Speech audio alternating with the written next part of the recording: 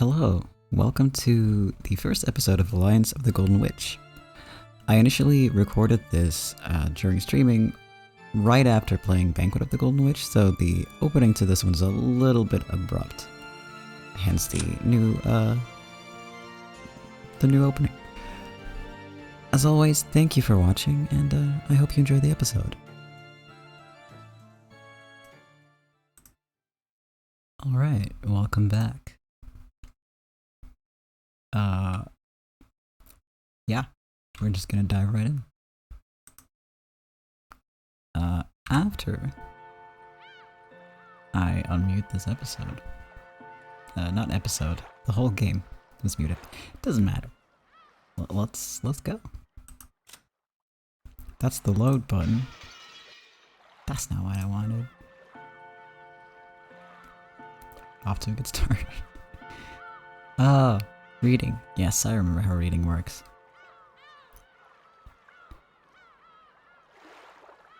Episode 4, Alliance of the Golden Witch. Good morning. How shocking that you haven't been forced into surrender even now. By this point, even I am forced to expect a lot from you. Not all of the game takes place on the board. How about taking a little peek at the outside this time around? They say that if you know your enemy, you need not fight 100 battles. The difficulty level depends on you. The manner in which you fought up until now will greatly influence the difficulty of this game. Let's go.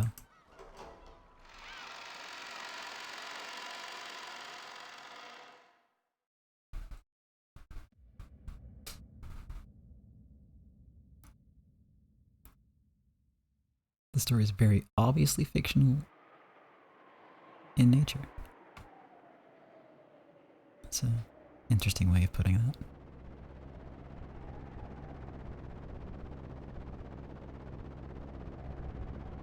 The first day, October 4th, 1986.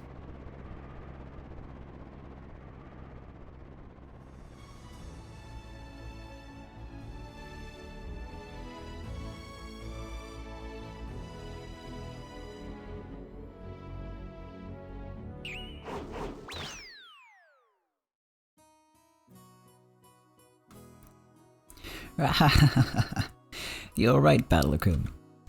We're already on the ground, and you can't fall any further than that.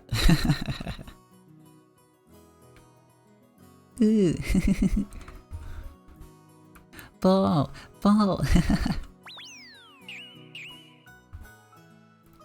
In the lobby of the Nijima airport, Maria dashed around in excitement.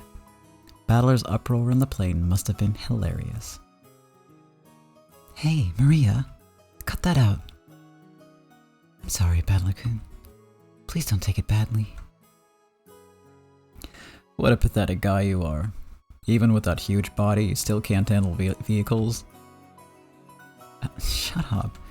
All humans have one or two things they can't handle.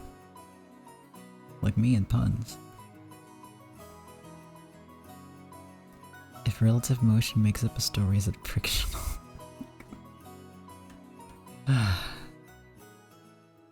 Thank you for that one, babe. Battler-kun, why don't you come with your aunt on an overseas trip sometime soon? How about Europe? I'm sure you could manage a half-day trip on a plane. Stop it, mother. Battler-kun's dislike for vehicles is probably genetic. Oh, you mean Asumu-san? For some reason, she just couldn't handle vehicles. Pretty much anything other than a bicycle or a car. Whenever we tried to go far away, that woman was so annoying with a not this, not that. I'm scared, fall, goo. Children tend to learn that things their parents can't handle are dangerous. I'm sure Battler-kun saw Asumu-san doing something like that and learned that vehicles are scary. So it's Asumu-san's genes then, is it? Who knows? Those would be some pretty annoying genes. That's enough talking about Asumi. Right now, you're the one who's here. Right. You're right. Sorry.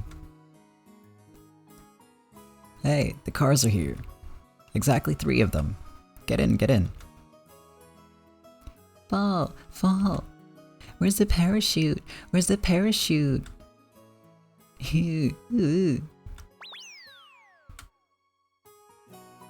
Why, you little... Hold on, stop right there. I'll sentence you to the little girl tickle punishment.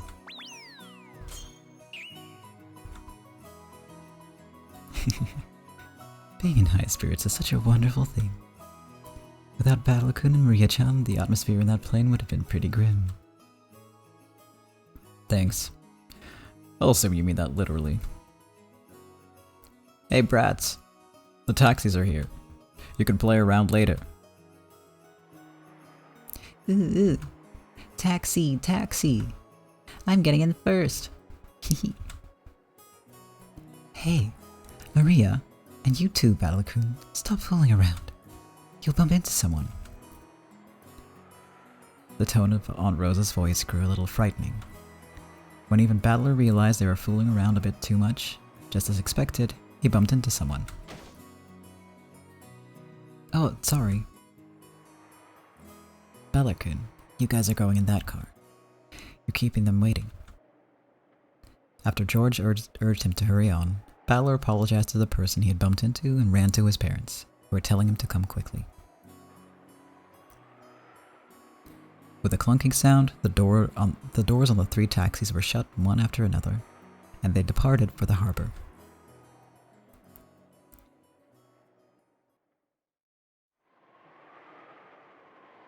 As their taxis dashed away, the entire world grew suddenly dull and slowed to a halt.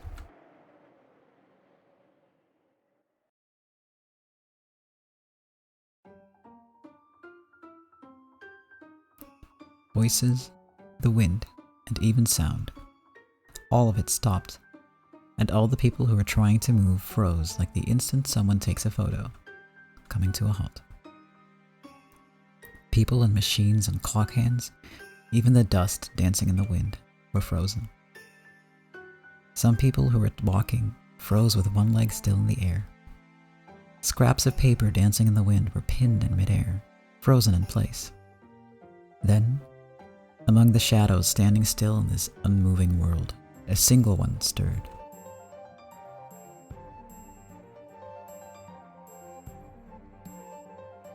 It was a girl. The girl Battler had just bumped into. Though she had moved, it was a truly subtle thing. Her gaze dropped, her shoulders lowered a minuscule amount, and she sighed. That was all. In a normal world, that probably wouldn't even be taken as movement. But in this still world, it looked very out of place. Then something else moved.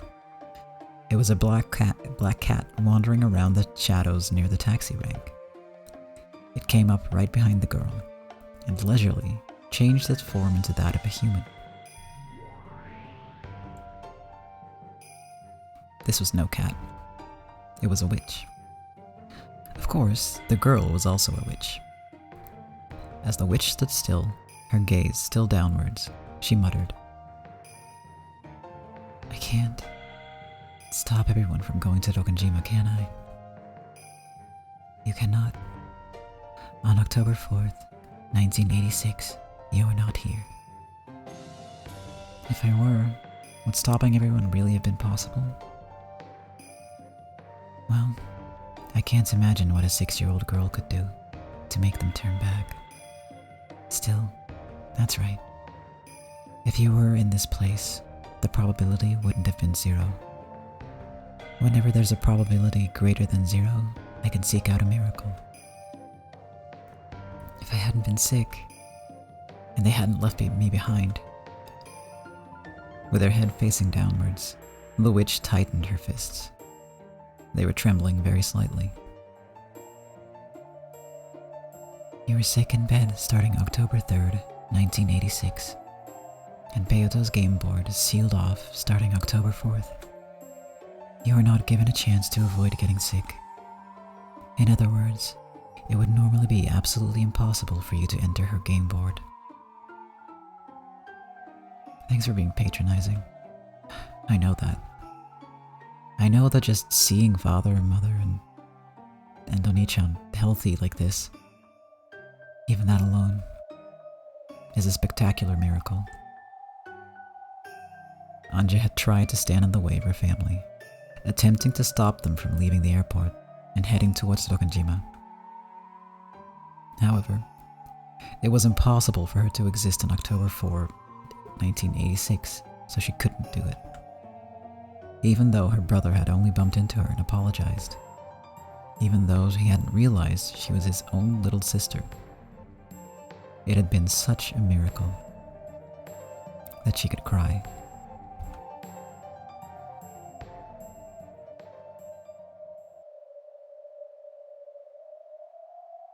Sorry about the sarcasm. I won't waste the miracle you've given me.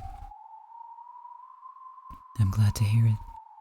Come, let us go with them. To Rokanjima. All of the pieces are already gathered.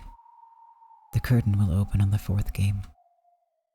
By this time, Beato and Battler will already be seated. To Rokanjima.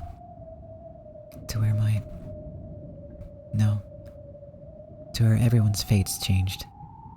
The Rokanjima. Of October 4, 1986. What happened on that day? I'll expose it. I'll learn what it is, and I'll bring them back. As she stood there with her fists still clenched, she surely turned her face up to the heavens. A single teardrop from the depths of her eyes dripped down into the air. And when time started moving again, the 2 witches' figures were swallowed up by a blowing gale and erased in an instant.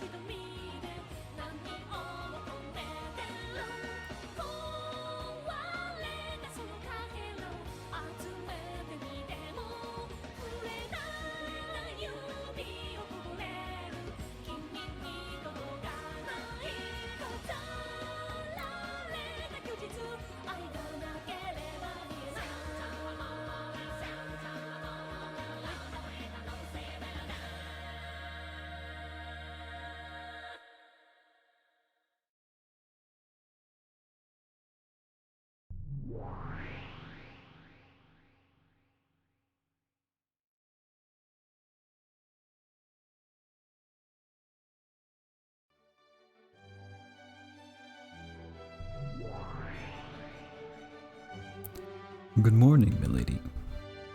My, you do appear to be in a good mood. What a pleasant awakening you seem to have had. What do you mean, pleasant awakening? I was so excited I couldn't sleep a wink. After all, the curtain is rising on the fun 4th game. It seemed that she truly had been so excited that she hadn't gotten any sleep. Did she show absolutely no signs of lacking sleep because she was young, or because she had the mind of a little kid? Bonovia chose not to say that aloud, and laughed instead. I really ran that battler to the ground last time. The look on his face when he was like, "You tricked me," that was so pathetic. Even so, is that guy still feeling down? Feeling down, you say? Well, that's right. That man's a bit too trusting for his age, isn't he? Indeed. Although you could call that his charm. Ain't it the truth, ain't it the truth? Well, speaking of which, did you totally fall for that one last time? Yes, totally and splendidly. You violated the purity of one never deceived since the time of his birth, as well as his rosebud-like innocence, all to your heart's content. Even the joy of dashing across a field covered with beautiful new snow on a winter morning and trampling it completely wouldn't even begin to compare. Didn't you take Battler-sama's innocent heart, and quite thrillingly, splendidly, atrociously, mercilessly, and unculturedly go just a little too far? And you insulted him to the highest degree, enough to make one uneasy. Most people would be crushed after something like that.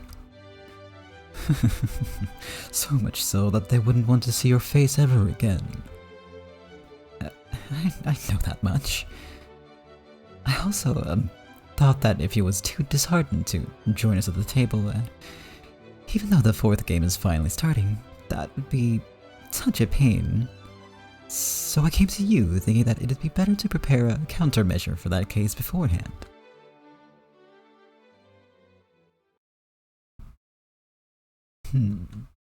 In that case, perhaps it really would be best to prepare such a countermeasure. I am sad to say that your North Wind and the Sun strategy gave Battler-sama quite a shock. Oh, a shock, you say? How bad of one? Beato lowered her voice slightly, asking timidly. Ronoviv followed suit, and lowered his voice in the same way. In truth, he has been crouching and clutching at his knees for some time now. I spoke to him several times, but he did not answer. I also brought him some food, but he never even touched it. That is troublesome. Is he really feeling that down? It is only natural. After all, you...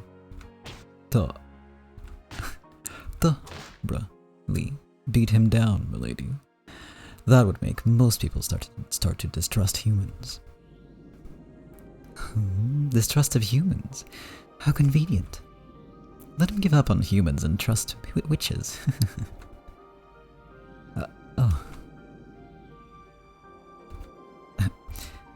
Sorry, I shouldn't fool around too much. Beato had tried to joke about it, but the situation seemed to be quite serious, so that even she took the hint and hid her laughter.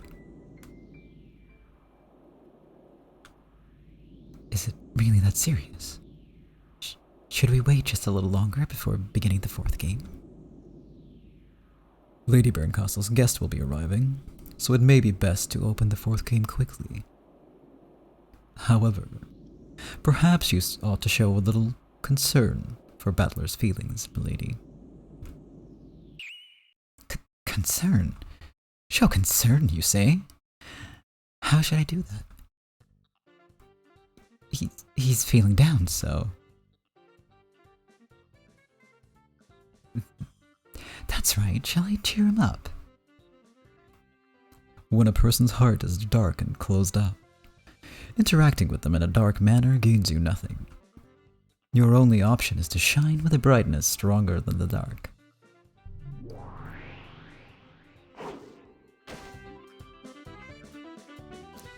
Damn it, quit messing around. Battler-kun, over here. A croissant baked by Ronoviv-sama would be wasted on the likes of you. Why don't I enjoy it myself? Battler's stomach involuntarily growled at the fragrant smell of the croissant. His breakfast plate was empty, but Battler hadn't eaten any of it. The biggest glutton of the seven sisters of purgatory, Beelzebub, had waited for Ronoviv to leave, and had then come to snatch the food away. Battler had noticed, and they'd been really noisy ever since. Even though Beelzebub only had to give it back immediately or else throw it into her mouth right away, She intentionally ran around in circles, making fun of Battler. Give my breakfast back, damn it! If you give it back now, I'll let you off with a single flick to the forehead. But just you try eating it. What, are you gonna eat me up instead? If you think you can, just try it. I bet I'll be as sweet as honey pancakes. Yeah. Gotcha. Right now, I want to eat that bread even more than your thighs. Be a good girl and give it here. That... So, you resist until the end. That reminds me, I should repeat our content warning. Content warning for this specific arc, actually. Child abuse, bullying. Like, I'm adding that because it gets kind of intense. Character deaths, detailed descriptions of gore and body horror, mentions of suicide, misogyny, and a light sprinkling of awkward skeeviness because our protagonist is a teenage boy in the 80s. There you go. No way, no way, I won't give it to you. Even the croissant wants me to eat it.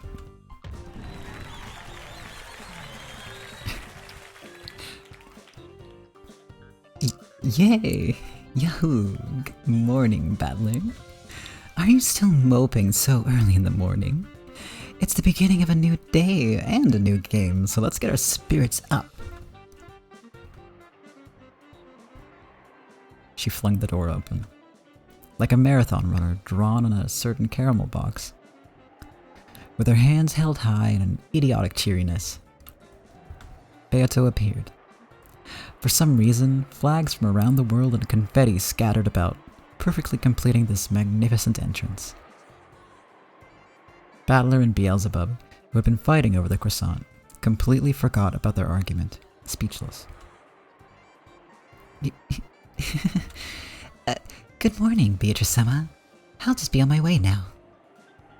Here, Bellakun, say ah.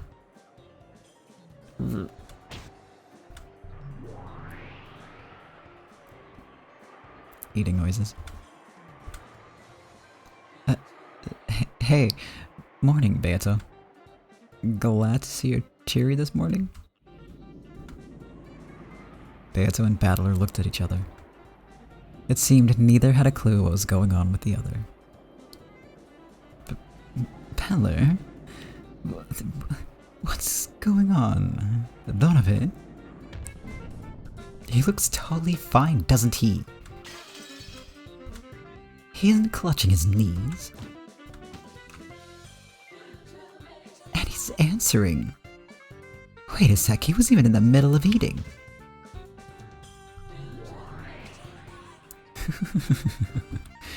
No, he was sleeping like a baby in his futon, clutching his knees. I informed him that it was time to wake up, but he just wouldn't rise.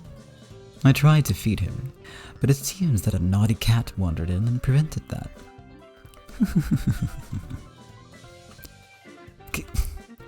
You tricked me. You should talk. Weren't you the one who played that massive trick last time?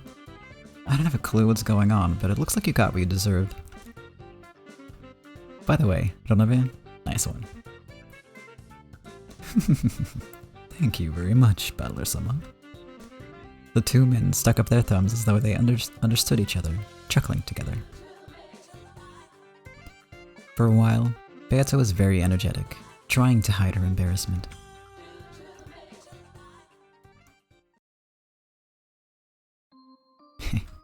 Don't take me so lightly. Did you really think I'd still be hiding in a corner holding my knees? Then who was that person crying their eyes out in frustration last time? You could have gathered your tears in a jar and called it face lotion. Shut up. That was... just because I was a little surprised by your crappy act. I might have looked a little lame, but I don't think the same move will work twice. Oh, of course not. And don't disappoint me by falling for the same move over and over again, okay? Yeah, just you watch. I'll show you that I'm a guy who gets stronger every time he's beaten down. But, Beato. Yes, what? Don't do it again. Why's that? So you really are weak against a rear attack? You and I are enemies, and will certainly never join forces. I now understand that clearly. So don't you ever try to trick me about that fact again. You say that, but knowing your weaknesses, I'll... Beata thought they were still joking around, but that tone had disappeared from Battler's expression some time ago. Beato felt as though his eyes were like the surface of black tea that had cooled down. You hear me? Don't do it again. I don't get it. I might do it again when you've forgotten, right? Don't do it again. Pierced by his strong and forceful gaze, Beato held her tongue. Maybe she was certain that Battler would break that silence with laughter. However, Battler's serious expression didn't change in the slightest. So to break that silence, Beato had no choice but to start laughing herself. Very well. You and I are worthy opponents. No matter how friendly our relationship, we'll never be anything more than a pair of enemies. If you have not mistaken this, that is enough for me. That's right. I almost forgot you were my enemy for a second there. I won't embarrass myself like that again. I won't fall for your rear attack again. Never again.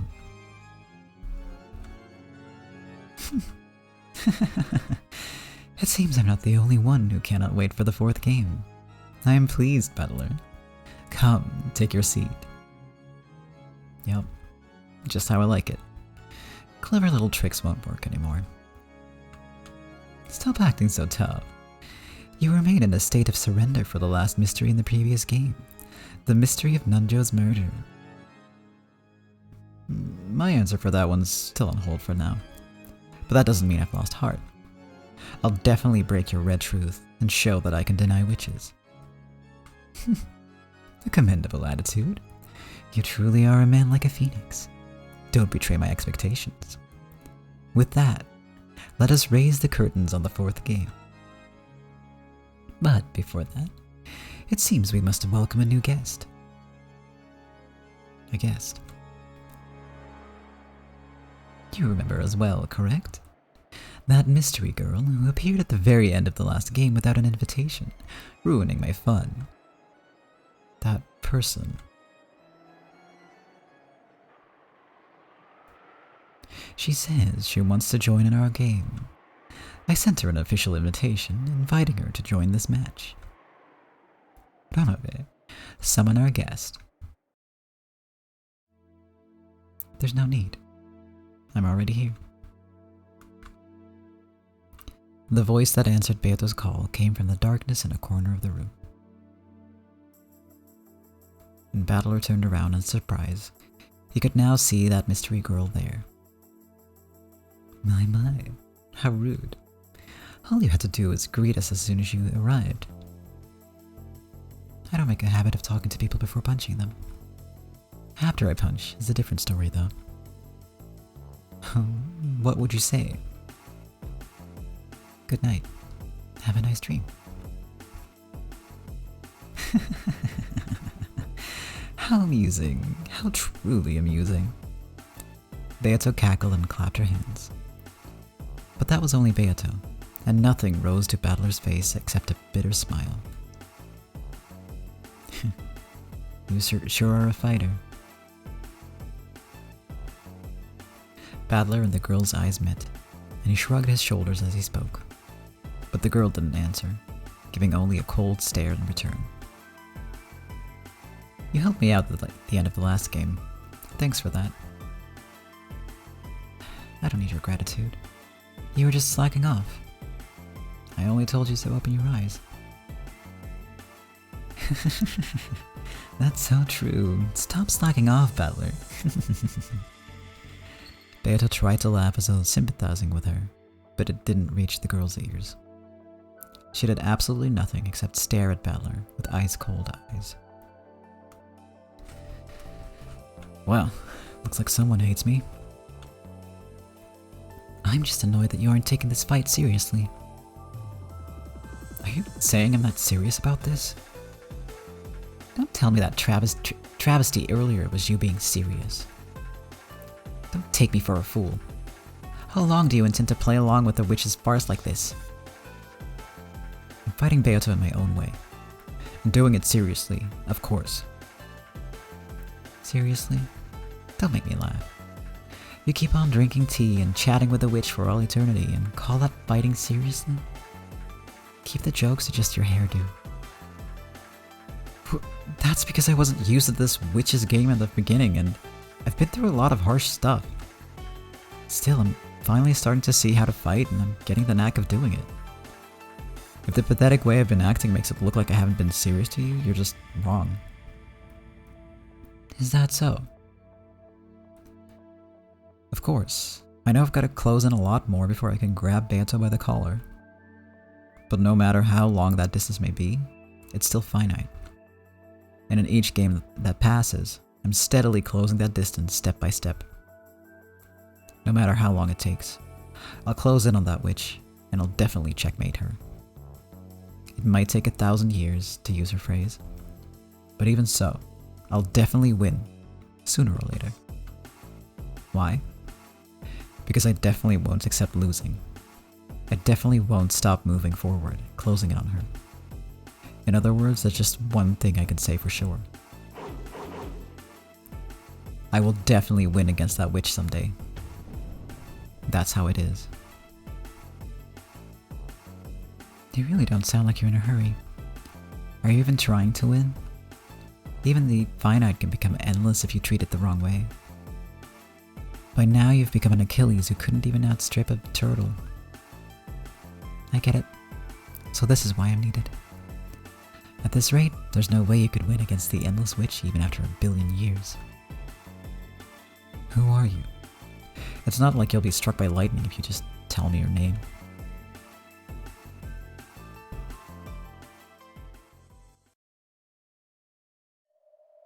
At that point, the girl fell silent, gazing straight into Battler's eyes. At first, Battler faltered under the firmness of that look, and his gaze wavered slightly, but then his eyes gradually began to be sucked into the pupils that were staring at him. Then, inside those eyes, he saw a light that he'd seen some time before. Battler was struck by how strongly they resembled the eyes of a girl who definitely couldn't be here, even though that was completely impossible. I know it's stupid, but for some reason it feels true to me. That can't be right. That person's supposed to still be 6 years old. You couldn't possibly be Anju, could you?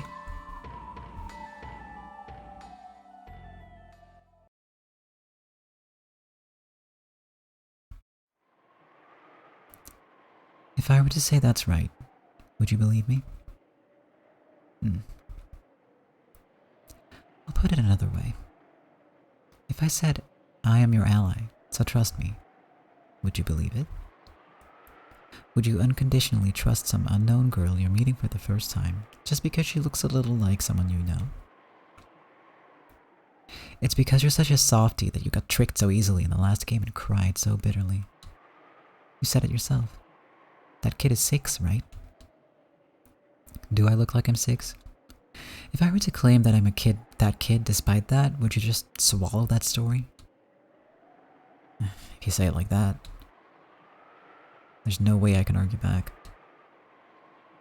Sorry. That's right, I am a softie.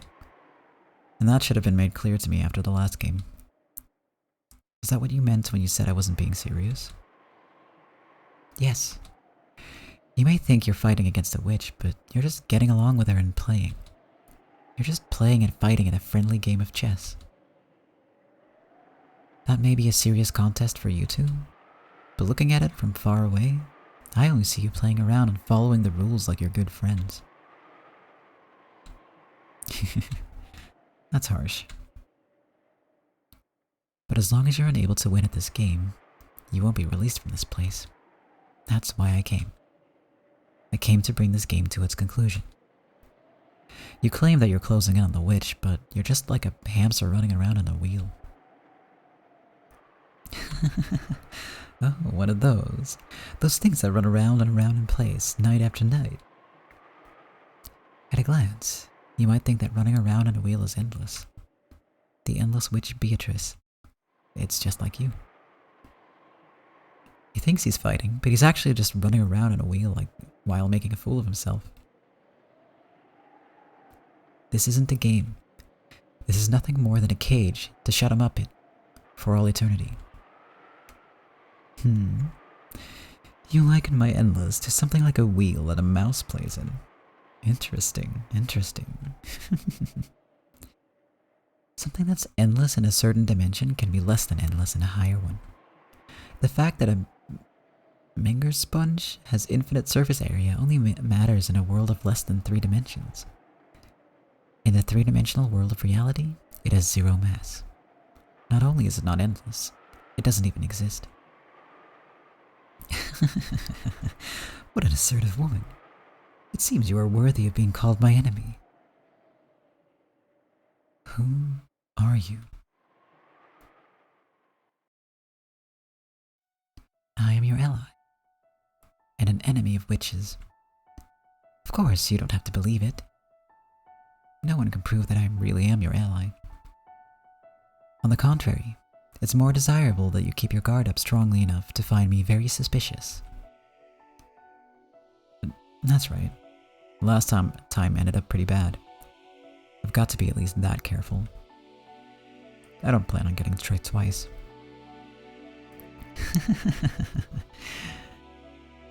Beato laughed in a truly pleased way, which was humiliating only to Battler. People don't just get tricked out of the blue. That only happens when they fail to check things for themselves and leave it to other people. Saying that you thought the light had turned green just because you saw other people start crossing doesn't count as an excuse for getting into an accident. Get it? Yeah, I get it. You're telling me not to swallow information given to me by others, but to think for myself. In the past, I swallowed all the magic Beato showed me. I stopped thinking, so I was useless. Battler grimaced as he remembered his many painful losses. The witch watched and laughed again, putting on a bold appearance. I'll offer you advice in a way that works to your advantage. Of course, you shouldn't swallow everything I say, because no one can provide certain proof that I'm your ally. In the last game, Virgilia, who I thought was an ally, was actually on the witch's side. Battler couldn't rid his head of that eerie smile worn by Virgilia, a person he'd once even thought of as trustworthy and reliable. So I don't need you to unconditionally trust me. You might as well take my advice as nothing more than an opinion to be considered. After all, the player who's fighting in a game against the witch is you. That's right. Saying I lost because I followed the moves of an outsider would be just too pathetic of an excuse. Oh yes, my opponent is Battler. You are nothing more than an outsider. You should bear that in mind.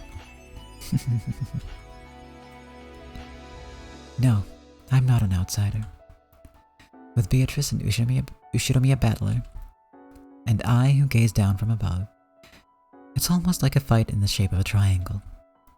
At a glance, it might not look like a united front, but having a united front doesn't necessarily mean fighting together. What an odd thing to say.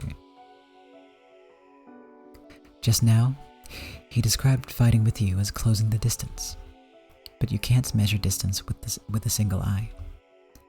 Only with 2 eyes are things visible in 3 dimensions, and only then can distance be judged. As someone who's half-blind, I can confirm that's true.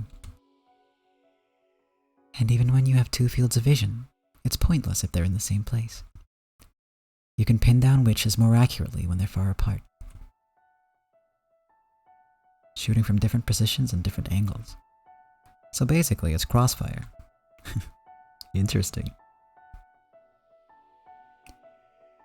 We're shooting from different positions and different angles, so I won't get along with anybody.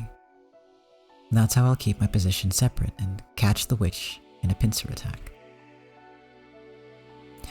Are you okay with this, battling?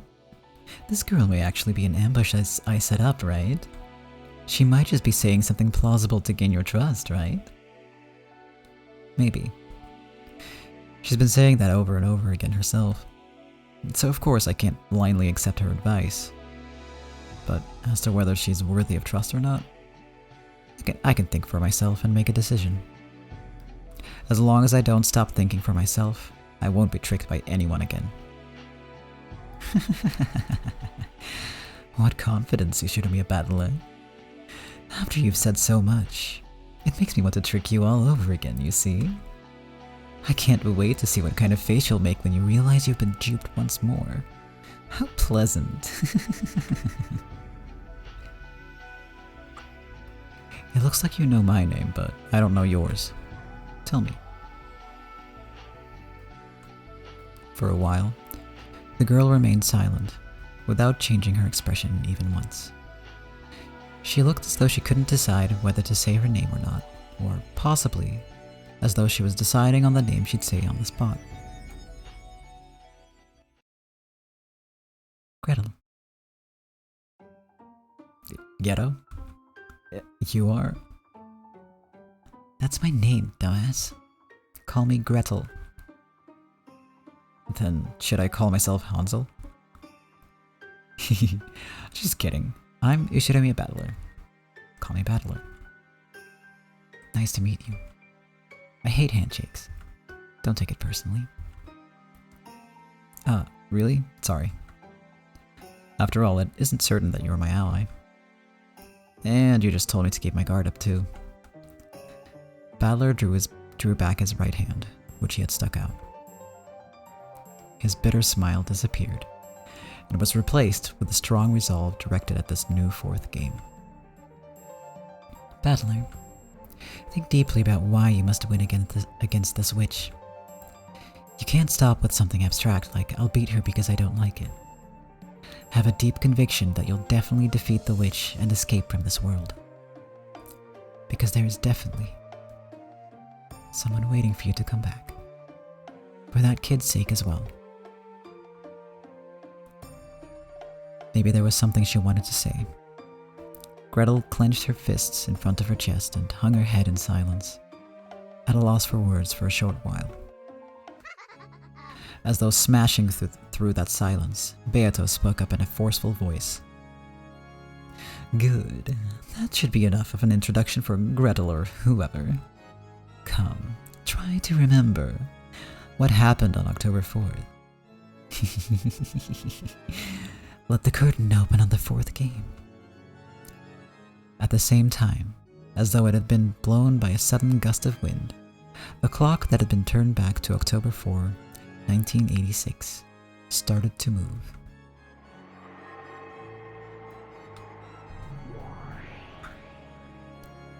While we remained in the witch's tea room, the blue-gray sea and the green Rokkenjima spread out beneath us, and we could see a boat heading there, its wake trailing behind it.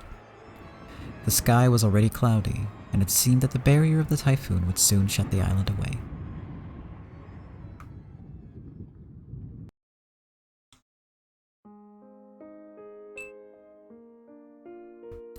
There was the boat docked in the harbor, and Goda helping to unload it. Thank you for the save reminder. I will now save. There we go.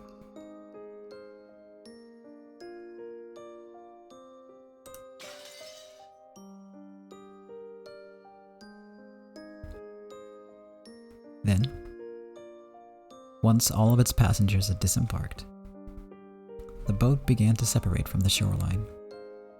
The relatives were gradually swallowed up by the island. Looks like you're cheery as ever, Maria. Maria-chan, you'll trip if you aren't careful. Look out. Ooh. Gonna fall. Sink.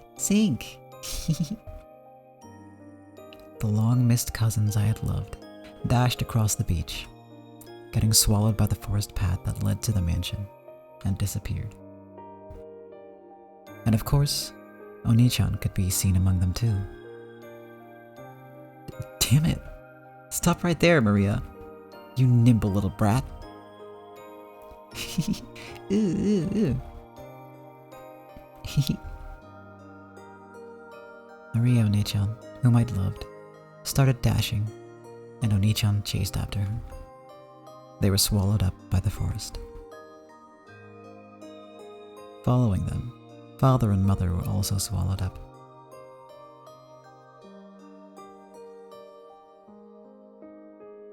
The rest of the parents were swallowed up. They were swallowed up, leaving only me behind. Dumbass. How long are you gonna joke around and play with a witch in a place like this? Come back quickly, Oni-chan. Don't leave me all alone. And realize how cruel and lonely the world I'm isolated in is.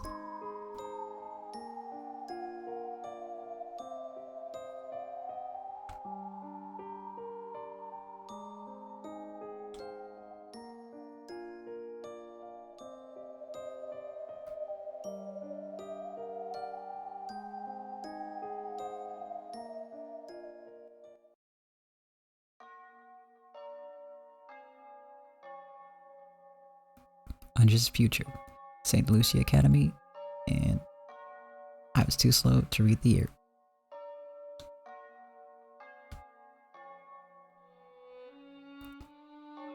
Good day to you. Good day to you. Good day to you is the standard greeting used here. No matter how many years pass by, this style of greeting still feels very awkward. Even though I'd responded to the greeting in order to stifle that awkward feeling. The classmate who had spoken looked at me blankly. Huh? Huh? What's that? It seems you're mistaken. Their choice of words and manner were certainly what you'd expect from a school for rich girls. But the actual meaning was as innocent and cruel as you'd expect from kids of that age. It seems they found it funny that I'd mistakenly thought the greeting was directed at me. No, it might be the opposite. Maybe they didn't know how to react after being suddenly greeted by a gloomy, quiet kid like me. Now, judging by the gazes of my classmates, who were looking this way over their shoulders and whispering to each other, it looked as though some of them considered this refreshing morning ruined. I was dark, because I was disliked. So trying not to get in the way of everyone's refreshing morning anymore, I stooped lower and entered the classroom. Almost like I was cutting through the aisle in a movie theater while the movie was running. This is an all-dorm school, St. Lucia Academy. It's not a school that anyone can get into by taking a test. It's a hidden rich girls' school known of only by a select group of celebrities from various fields. For lofty nobles who truly wish their daughters could be raised like saints, this is probably the ideal school in which to protect them from the impurities of the common world. But at the same time, it was probably also convenient for nobles who wanted to confine daughters they didn't want out in public. As well as an academy isolated from the impurities of the common world, it also held excellent potential as a prison school. I was truly among the latter, and was confined in St. Lucia Academy, forced to live my life in dreariness. Of course, there weren't that many students like me, and you couldn't tell us apart at a glance. However, even if we never fessed up about it, you could usually figure out who we were by watching how we acted. After all, We were always hanging our heads, with an expression on our faces as though the whole world had abandoned us. Anyway, every class had one or two kids like that, so even if they didn't speak up about it, you could guess who they were. Therefore, even though I never confessed that I was one of those kids, at some point, everyone in my class knew about it. Just like how the seriousness of an injury becomes a sign of status in a hospital room, how noble a birth one had became a sign of status here. Those girls who couldn't be acknowledged in public were probably nothing more than filth to the others. They must have thought that getting involved with such students would dirty them as well. When a rumor sprang up about a particular student, those fastidious girls would grow cold and distant, chasing that student out of all social groups. Thanks to that, I led a quiet school life like this, all by myself. Well, that's only if hearing people whisper behind my back, finding my things lost or broken all the time, and having everyone pretend like they didn't know anything can be called a quiet school life. Even this early in the morning, I must look worn out. I can almost understand why my other classmates, who had a refreshing morning, looked at my face and wanted to click their tongues. Consciously trying to, as I should, and avoid tainting my classmates' morning, I quietly took my seat. Then, unusually, someone came to talk to me. It was the classroom leader. "Good day to you, Ushinomiya-san. You seem to be in a bad mood this morning. Were you able to get enough sleep?" "Is there some business you have with me?" "You are the only one who has not submitted her questionnaire for the class presentation, Ushinomiya-san. Did you forget that the deadline was yesterday?"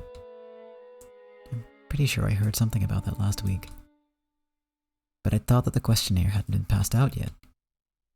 The details would be written there, so there shouldn't have been any need to remember them beforehand." "I wasn't given a questionnaire." "That can't be. I believe the dormitory leader handed them out to everyone. If you lost it, all you have to do is honestly say so." "I lost it. I'll fill it in right now, so could you give me a sheet?" Again. Either someone lost my sheet or they intentionally didn't tell me about it. But I have no way of knowing who was behind that.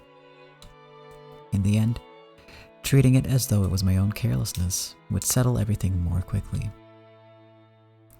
"Once you filled it out, drop it in the questionnaire box in the student council room yourself. Our class is the only one that didn't get everyone's in by yesterday." As I hung my head at the class leader's scolding, I could hear the giggles and whispers of people watching, coming from no direction in particular. Ushinomiya-san did it again. She's just so careless. She doesn't deserve to be in this school. She has no dignity and no manners either.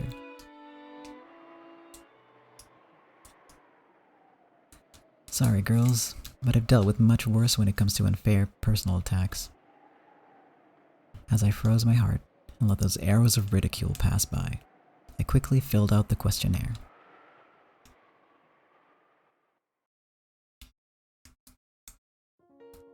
When I learned that father and mother and Oni-chan and all the rest of my family had died, I was at the house of my grandpa on my mother's side. The only survivor of the accident was Ushinomiya Eva. Only Aunt Eva. Even at the time, I hadn't really liked Aunt Eva. At a glance, she would act kindly, but even as young as I was, I could see that she was somehow making fun of father and the rest, and I hadn't liked it. So when it was decided that Aunt Eva would take care of me, I was pretty miserable. Maybe it wouldn't have mattered if that gentle Uncle Hideyoshi and George Oni-chan had been with me, but I hated the thought of living all alone with Aunt Eva. I'd frankly said that to Grandpa, hoping to live together in his house. However, Aunt Eva had been very insistent that she should be the one to look after me. She had no desire to remarry, so as her successor, I was essential if the Ushinomiya family was to continue. Aunt Ava felt very strongly about the family. She insisted that she take charge of me right away, so that she could give me an education and lifestyle fitting for a successor. After that, it seemed that confusing negotiations with lawyers took place, but in the end, I was forced to go live with Aunt Ava. After doing that, Aunt Ava told me something. You must bear all of the glory and history of the Ushiramiya family.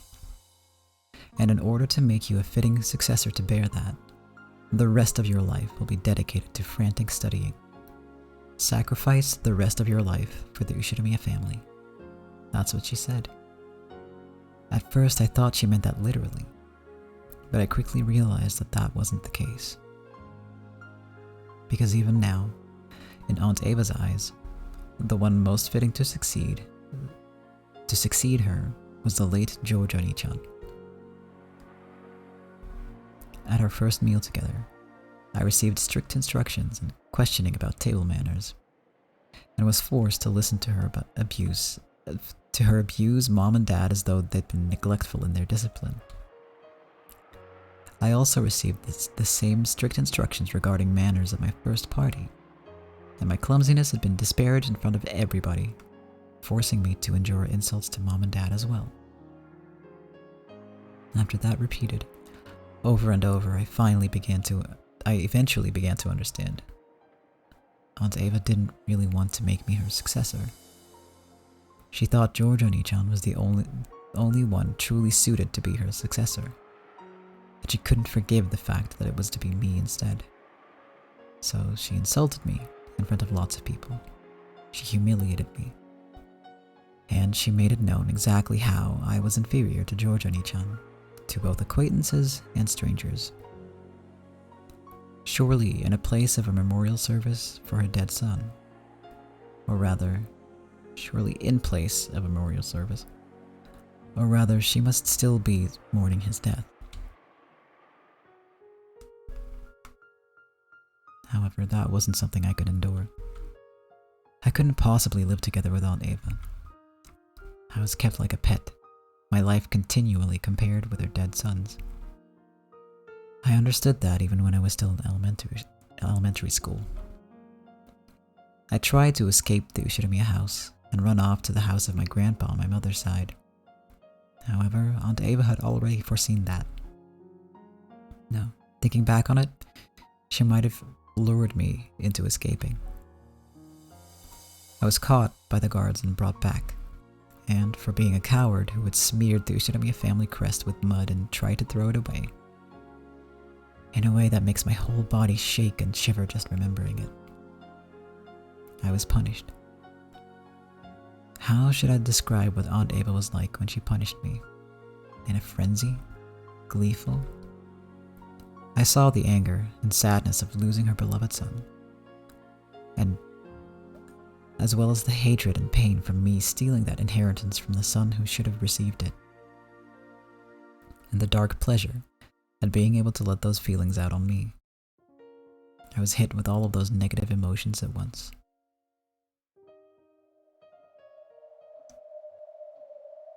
Then, all of my free time and freedom to act was stolen, and I was put under surveillance around the clock.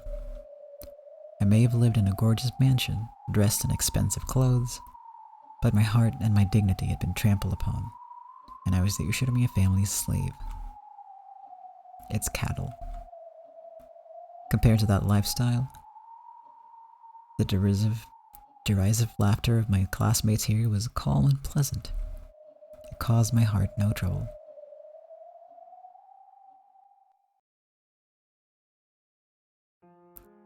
After burying almost all of the fields of the questionnaire with nothing in particular, I folded it and put it in my pocket. Because if I left it at my desk, it might disappear again.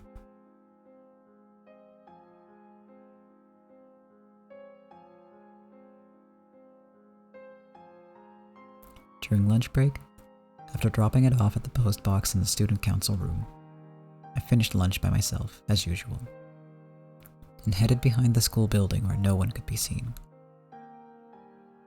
Only my time by myself could protect me from the derisive laughter and gossip.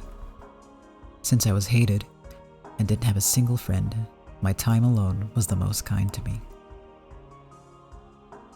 After checking the surrounding bushes to see whether some malicious classmates were hiding and threatening my time of quiet, I finally relaxed the tension from my entire body, knowing that I had gained some true peace.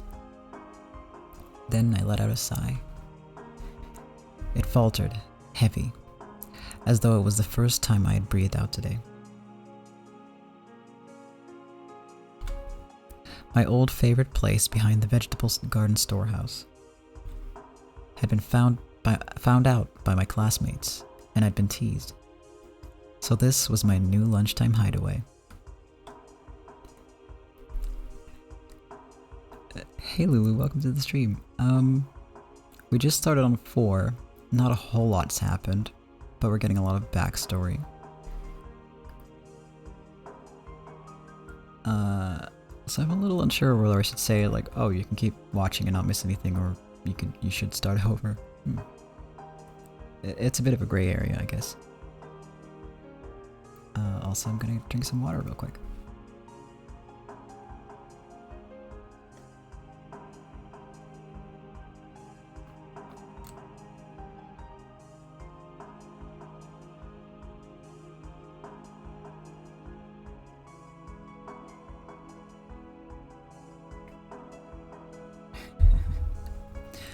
Alright. Well, what you can do is, even while I'm streaming, you can start watching this video, so you can, like, literally begin.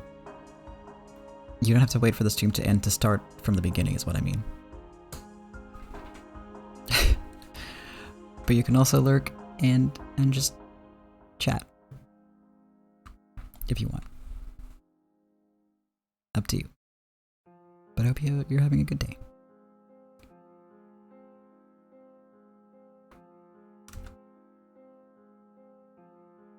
There was nowhere to sit behind the school building. As I crouched near the wall in the shadow of the bushes, I opened my bag and took out a book with an elaborate, old-fashioned binding. I did drink water, yes, thank you. Just glancing at it, you'd probably think it was a religious book or something written in the Middle Ages. But this wasn't a book. It was a diary. Of course, it wasn't my diary. There weren't any special things worth writing about in my daily life. Every single day was just gray, cold, and dry. In those completely unchanging days, there aren't any changes worth writing down. This was the diary of Maria One-chan, a girl I'd been very close to. She'd been a bit strange and 3 years older than me, but One-chan was always a warm, wonderful cousin. She would always grab me by the hand and let me join in on some fun game. I remembered that being able to see her was the most fun part of our family gatherings.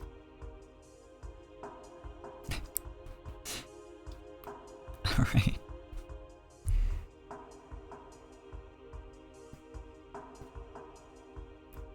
I'm stretching. You probably can't tell. I'll drink some more water too, thank you.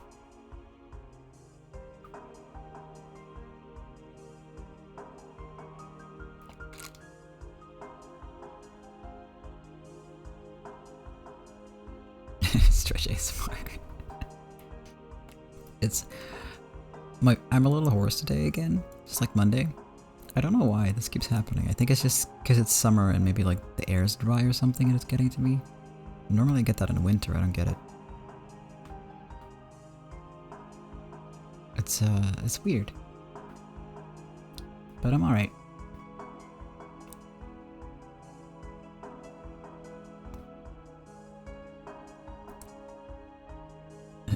Fuck some, yeah, totally. But yes, thank you for the reminders. And yeah, I hope it's not too bad over there, the heat. Okay. I'm ready. When I opened the diary, the characters, which were made fairly skillfully, considering that this was an elementary schooler, were packed close together, though they were written on every other line.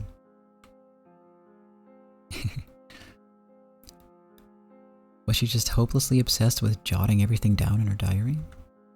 Probably not. To her, writing her daily life down in a diary was probably like having a conversation with another part of herself. So rather than an object on which the events of her day were written down, Maria Onechan's diary was written like a letter to another part of herself, telling of the events of that day. I found this diary among her belongings after her death, and secretly took it home. At first, I felt that reading someone else's diary might be boorish, and satisfied myself with just keeping it by my side. But I couldn't help flipping through the pages and reading through it bit by bit. And by now, she had become my only friend. I gently opened to the page with a bookmark. Sorry to keep you waiting, Maria Onechan. Could you let me hear your story again?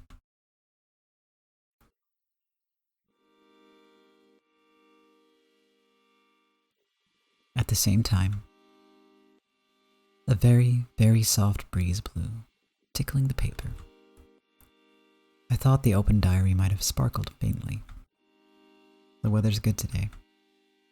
Maria Onechan loves the wonderful rays of sunlight, so I'm sure she's in a good mood.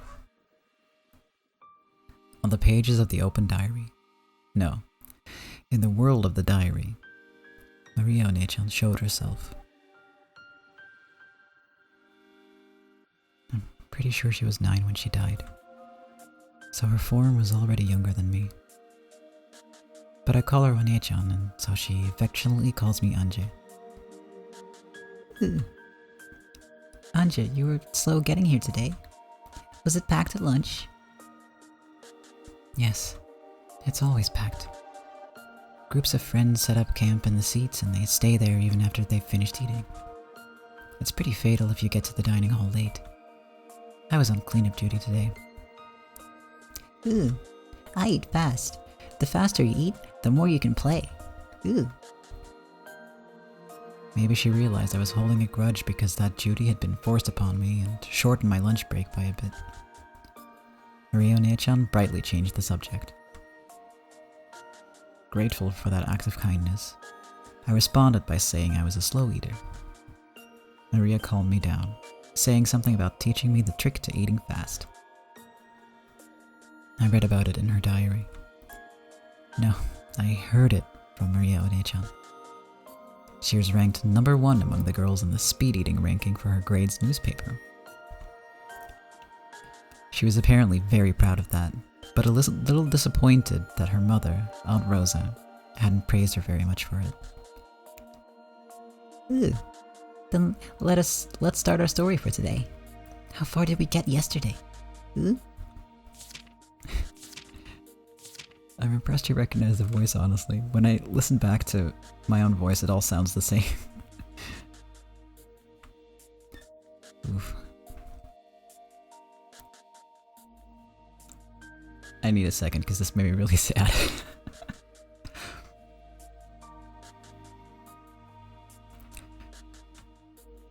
The image is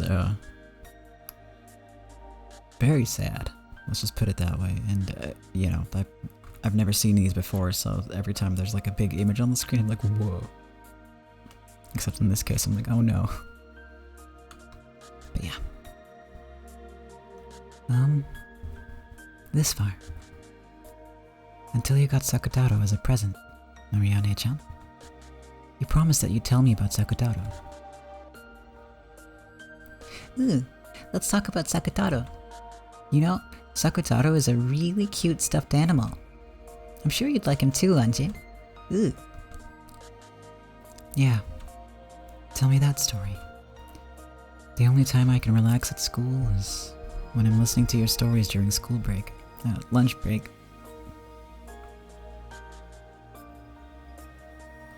Ooh. I'll tell you about it. Sakutaro was really, When I looked at Maria Onechan, who was always in a good mood, it made my heart feel warm as well. As I listened to her tale, I began to get absorbed into her world.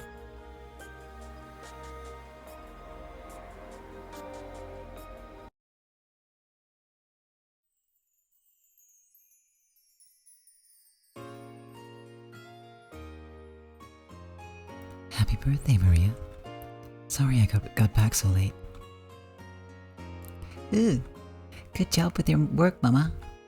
I know you're busy, so even though you were late, I waited without crying.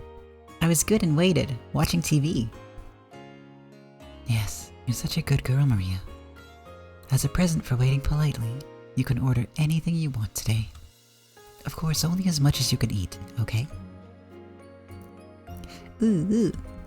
Today I could change my corn soup to onion gratin soup? Yes, that's fine.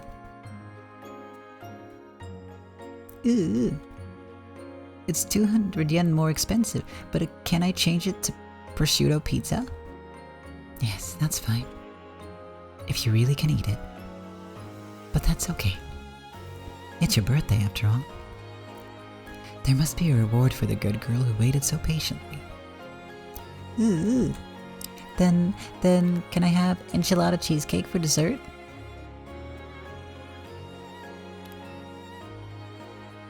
Enchilada cheesecake?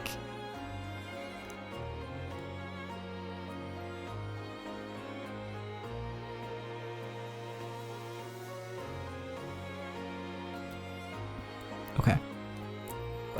Let's roll with it. And then the chef's choice fruit salad and kids' french fries? I want to drink melon soda too. Ooh. I'm a good girl. Mama praised me. Ooh. You're getting a little too excited. If you don't quiet down a bit, you'll disturb the other customers. When Rosa gently admonished her, Maria stuck her tongue out and eased up a little. But it seemed that she was having a hard time repressing her excitement of being able to eat out with her mother after such a long time. Listen, enchilada cheesecake. I'm sorry, but what the fuck? What even is that? I'm gonna Google that later. Today was Maria's birthday. Rosa always tried to let Maria spend her birthdays at great restaurants. When Maria had been in kindergarten, they sometimes invited other kids from the neighborhood over and had a party at home. Rosa would make a wonderful cake and snacks and decorate the house herself, making it a huge celebration. But when they moved and Maria no longer had friends in the neighborhood, Rosa had started splurging at expensive restaurants instead. However, today they were in a normal family restaurant. It was also a little late in the day for a kid like Maria to eat here, even with a parent. Actually, she had gotten reservations at a fantastic place that would surely have pleased Maria. Of course, she had also prepared a wonderful cake with Maria's name written on it. But Rosa just hadn't been able to finish up her business and had been forced to cancel. Since that plan had been traded for a local family restaurant, Rosa felt a little indebted to Maria. So she wanted to prepare to spoil Maria a bit and let her have whatever she wanted tonight. You never used to eat that much, did you, Maria One-chan? Was it really alright to order that much? Ooh, I can't eat very much, but I like to have a lot lined up. You know, like on a birthday table. If it's colored all over with red and blue and green and yellow, it makes you really happy. You're right. Having your birthday table be colorful can make you feel happy. Birthdays at my place were no match for yours, Maria One-chan. But the cakes you bought at the Fumiya store in front of the station were always gorgeous. Anja thought back to her own birthdays nostalgically. Even though Dad was busy, he sometimes came home just to show up at my birthday party, and then went right back to his company. At the time, I was sad, but now I understand how important I was to Dad. Of course, Mom also took very good care of me. In particular, her birthday presents were always in excellent taste, and she sometimes arranged for them several months in advance. Even though we always sent an invitation to Butler One-chan, he didn't get along with Dad or something, so he kept not coming. So when he did come, I was really happy. The birthday parties, when the whole four-person family gathered, made for fun memories that I'll never forget. Ooh, Anja's birthdays sound like a lot of fun too. Balor and Uncle Rudolph are really lively. Yay, yay!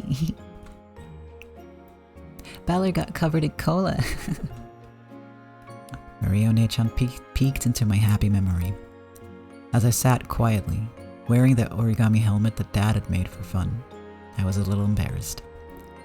In my hand was a paper gun that Balor-ne-chan had folded for me, and Mom was taking a commemorative photo. It was the happiest moment of my life.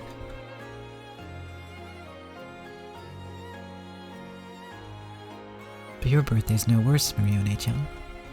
And this is the day you get him, right? Sakutaro. Ooh, I was really looking forward to it. I got so excited, wondering when Mama would show me the wrapped present in the corner of her bag. Sakutaro is the name of a stuffed animal that Maria was to receive that day. For quite some time before then, Aunt Rosa had been making a stuffed animal to give Maria as a present today. Hearing that it was a cute lion stuffed animal, Mario-ne-chan had already given it the name Sakutaro, even though she hasn't received it yet. Today, she was looking forward to meeting Sakutaro even more than her own birthday. Aunt Rosa ran a clothing design company. It seemed to be some kind of brand name. What was it? Anti-Rosa? It seems their catchphrase was, "I can't forgive the me of yesterday." Unfortunately, I've never met someone who knew of that brand name. Maybe it wasn't that famous. So Aunt Rosa was pretty skilled with her hands. I heard that she made some of the clothing she wore herself. So making a stuffed animal had to be well within her capabilities. A handmade stuffed animal. That's pretty amazing. By the way, why did you call it Sakutaro? Ooh, I actually wanted to call it Sakura. But it's a male lion, so she told me to give it a boy's name. So I added a boy like Taro and called him Sakutaro. Eventually, the last U disappeared. Why Sakura? Ooh, the main character in Cardmaster Sakura. It was the name of the main character in a TV anime that was popular at the time. The fact that she'd simply borrowed the name of a character she liked was, how should I say it, as innocent and cute as you'd expect from someone that age. Ooh, Mama, still no Sakutaro? I want to let Sakutaro join in on my birthday too. Presents always come at the end, right? If you open it now, it'll get dirty. Hold on until the meal is over. Then I'll finish eating quickly. Ooh. As soon as she proclaimed that, she started tearing into her meal. Aunt Rosa got mad at her, saying that was rude. It seemed that she'd expected this would happen right away. I also thought that, given how straightforward Maria was, that was probably what she'd do. So it was kind of pleasant when my expectations weren't betrayed. In the end, Aunt Rosa lost to her daughter's eyes, which were sparkling with anticipation, cleaned up the table and took out the long-awaited wrapped present. Happy birthday, Maria. I wasn't able to spend much time on it, so I couldn't make it very well. Ooh, if you made it, I'll be happy with anything. Ooh. Sakutaro, ooh. Aunt Rosa spoke a bit humbly, but Mario-ne-chan was happy even before opening the wrapping. I could really understand that feeling. It's not a problem of quality. Just the fact that it was a handmade present was more pleasing than anything. Can I open it? I wanted to wait until we got back home before doing it. But just for a bit, okay? We'll just take a look and say hello, and then put it back. You can give him a proper greeting once we get home. We're in public, so you can't fool around, okay? Can you promise? Ooh, promise. So can I open it? Can I open it? Mama. Yes, just for a bit, okay? Yay! Before Aunt Rosa finished talking, Maria started unwrapping it.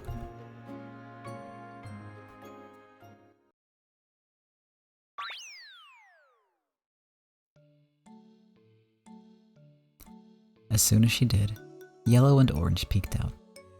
What appeared was a slightly blank-looking lion stuffed animal, with cute round eyes and a white chest. It was about the size of a small pillow. It looked pretty big next to someone as short as Maria Onechan, but it probably wasn't that large. From the perspective of someone who didn't know better, it would probably look like something cheap bought from a department store or something. But to Maria Onechan, it was her mother's handmade stuffed animal, the only one of its kind in the world, and irreplaceable.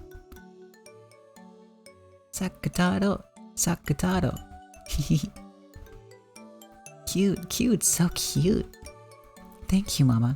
Thank you so much for making such a cute stuffed animal, even though you're so busy with work. If you praise me that much, it's actually embarrassing. I couldn't take much time, so I couldn't make anything that good. I actually wanted to make one so big that you couldn't wrap your arms around it. No, this is good. With this size, we can always be together. We can go out together. Sakutaro, I'm your Onechan. You. Also, thank you, Lulu. I'm glad that it's nice. It really is an adorable stuffed animal. So this kid is Sakutaro, your best friend. Ooh. We can't go to school together, but me and my best friend are always together at home. You know, Sakutaro is really innocent and cute, and always nice to me. He supports me when I'm feeling down, and plays a lot with me when I'm feeling good. So I'm never lonely anymore. Not lonely when Mama's busy with work and I'm all alone, not even when no one plays with me at school. Isn't that right, Sakutaro? You.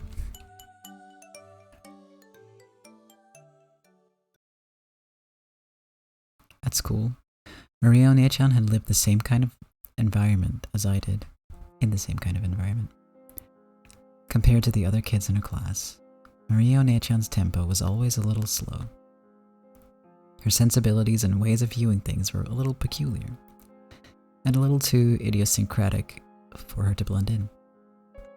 Her grades were low as well, and since she was talkative about everything related to the occult, her specialty, she was treated like a weirdo by everyone else in class. If you were touched by Maria Onechan, you'd be cursed, stuff like that. Apparently, everyone in her class acted like she was disgusting, made fun of her, and avoided her. If a boy bumped into Maria Onechan, he'd start rubbing that part against the other boys as if he'd gotten some scum on him. They'd pick up her stuff like it was something filthy and chase the other boys around with it. It seems the girls thought even speaking to her was unpleasant, so they ignored her all the time, only giggling and sneering at her whenever she made a mistake.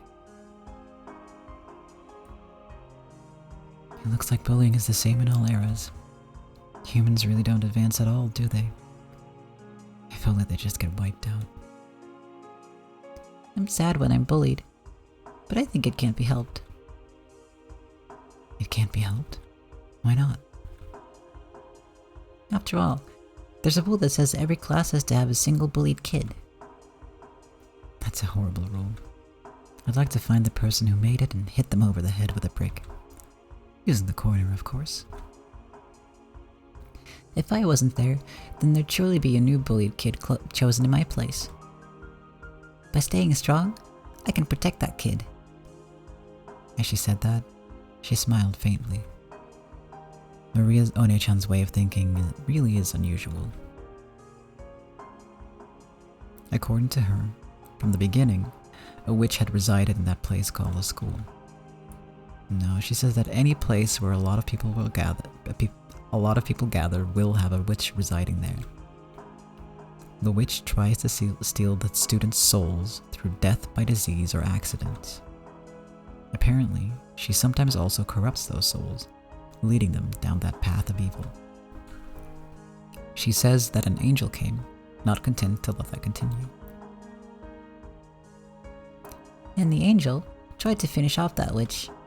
The witch was powerful, and the fight took 7 days and 7 nights, but even then it still wasn't over.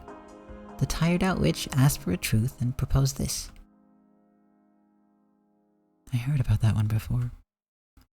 Until now, I've made half of the students in the class become sick or injured, but in exchange, I've protected the remaining half of the students from sickness and injury. Therefore, if one member of the class becomes a sacrifice to me and is made into the bullied kid, I shall protect all of the other students from sickness and injury. Right? Ooh. The angel thought about it. Compared to half the class meeting with misfortune, having only one person be unfortunate would be much better. Then, the witch said that she'd protect the safety of all the other students, using her powerful magic. If there are 40 students in a class, and the 20 victims are reduced to 1, then 19 people are saved. It's actually a reasonable proposal. I wonder if there's some theme behind this fairy tale. If it's a creation by Maria Onee-chan, a 9-year-old girl, that'd be pretty impressive. The angel decided to accept that proposal, so through that single sacrifice, 19 people were saved. That's why my role is important. The witch is protecting 19 people. Because we become sacrifices? Well, I don't remember ever being thanked by those 19 people. Maria Onee-chan's idea was too compassionate. Both of us are suffering from a very similar type of misfortune. And yet, maybe a small difference in our way of thinking changes how peaceful our hearts are. So you weren't sad, Maria Onee-chan? Ooh, I'm not sad at all. After all, I'll be together with Sakutaro from now on. Right, Sakutaro? Uryu, if I can be with Maria, I'll be happy too. Look, Sakutaro says he's happy too. Ooh. Maria Onee-chan hugged the Sakutaro stuffed animal, playing both sides of the conversation herself. I don't understand it. But that's exactly why I want to reach Maria Onee-chan's level. So I was intensely drawn to her tale and her words.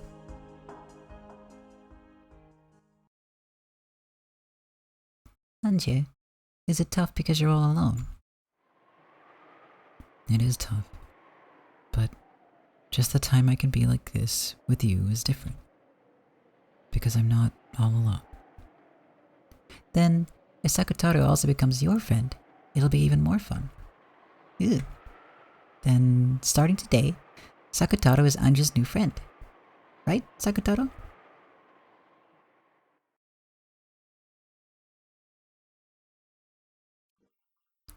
Uryu, I'm Anja's friend. Uryu, Anje. Skillfully moving the stuffed animal like it was a puppet, Maria Onee-chan expressed Sakutaro's emotions. She was controlling him, but the charming way he waved his short hand and cocked his head to the side made it feel like he really was a new friend called Sakutaro. Of course, looking at it with cold eyes, it would only appear that Maria Onee-chan was comforting me when I was grumpy. But a soul had definitely been sent into that stuffed animal. The soul of Maria Onee-chan's love.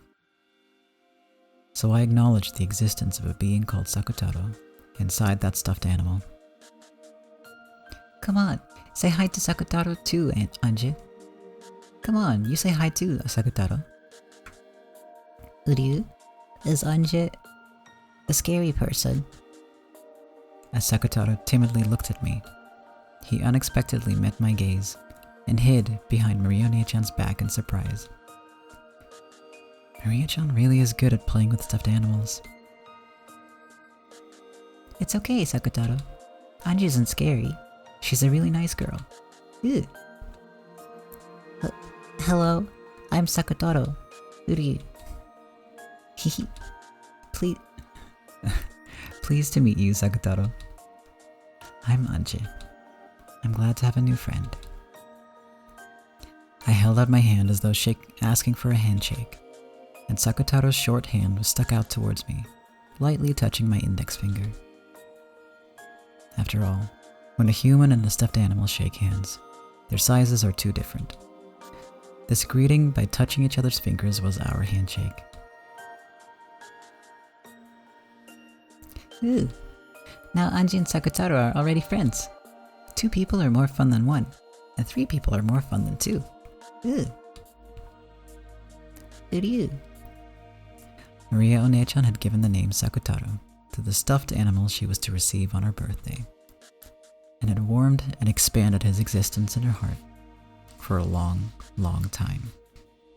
Therefore, even before she met him, his existence was sublimated into a personality. Even at the first moment they met, they were already friends.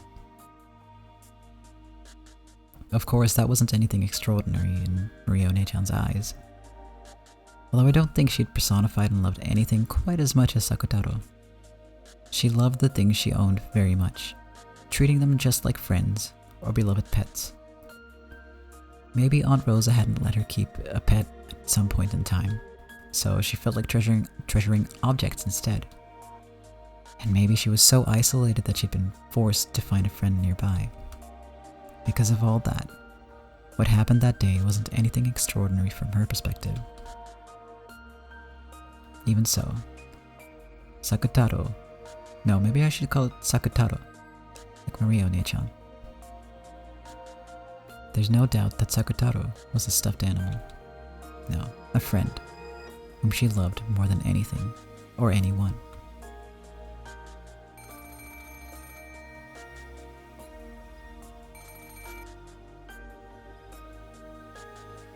Hello, it's Mama. You're in a good mood. Is a friend over? Ooh, playing with Sakutaro. Sakutaro, knock it off. Hehe. It was already about 9 o'clock at night. Rosa had asked because this wasn't a good time to have her friend over, and she'd been just a little surprised. But when she thought about it, Maria didn't have any friends who would come over to play, did she? Even so, to think that she'd have so much fun playing with that stuffed animal. Rosa was very pleased that Maria had liked her birthday present so much. Oh, sorry. Mama just can't get her work finished tonight. The next season's lineup is having a tough time. It looks like we're finally starting to get orders bit by bit, and I want to somehow give it a bit more impact so we can answer to their expectations. So you're spending the night? Sure, okay. Do your best, Mama. Really? Thank you, Maria. Thanks for being understanding about Mama's work.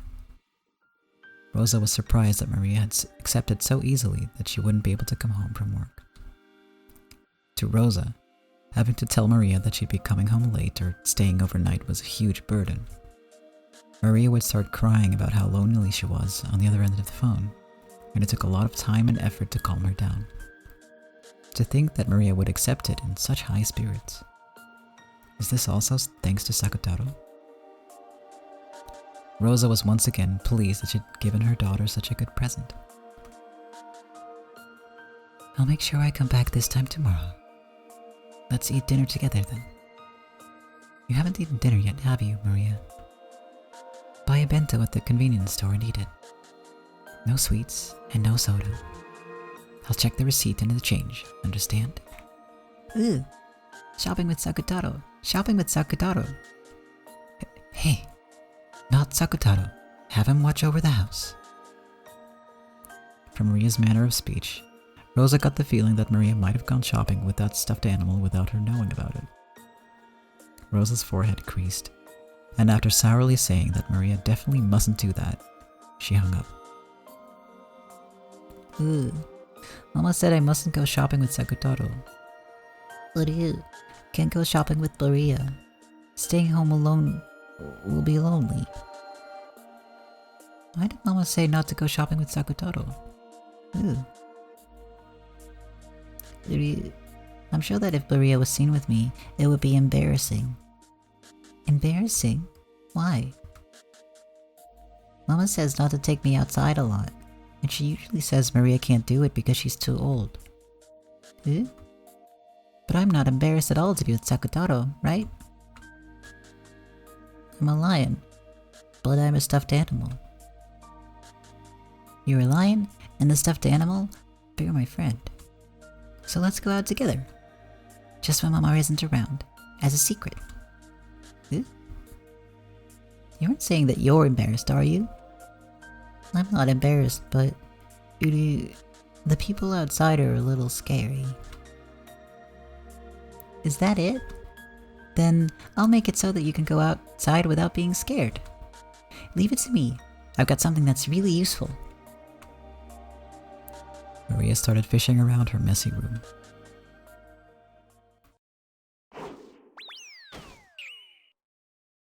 Rosa often told her to clean up, but Maria apparently didn't like doing it. However, Maria herself knew more or less where everything was. So much so that if it were to be cleaned up, she would have trouble finding where anything was. Here it is. Hey, look, Sakutaro. A knapsack.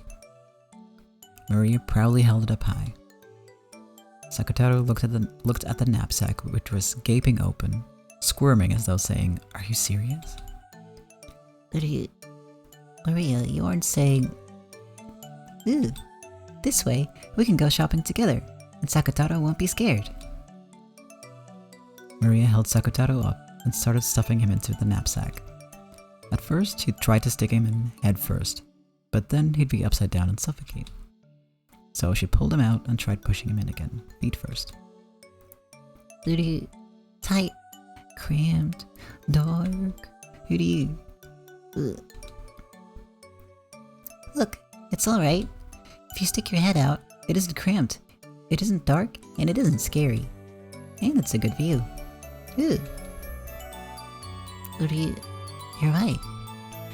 Is it okay for me to go shopping with Maria like this? Yeah, it'll be fine. What should we get for dinner tonight? Come on, let's go out, Sakutaro. Ooh.